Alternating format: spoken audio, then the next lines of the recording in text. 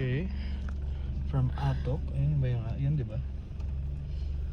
Like mga 5 minutes away. Dito na tayo sa highest point.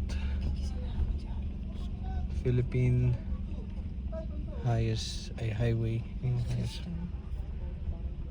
Ito siya. Ayun yung ano, waiting shed na sinasabi. Tapos makikita mo yung view. So wala talagang ano dito. 5 for 100 lang yung succulent nila. Kaso mamatay lang yung sa atin. 5 for 100? Mura. Sa pagbalik na lang siguro. Dami tayo dito.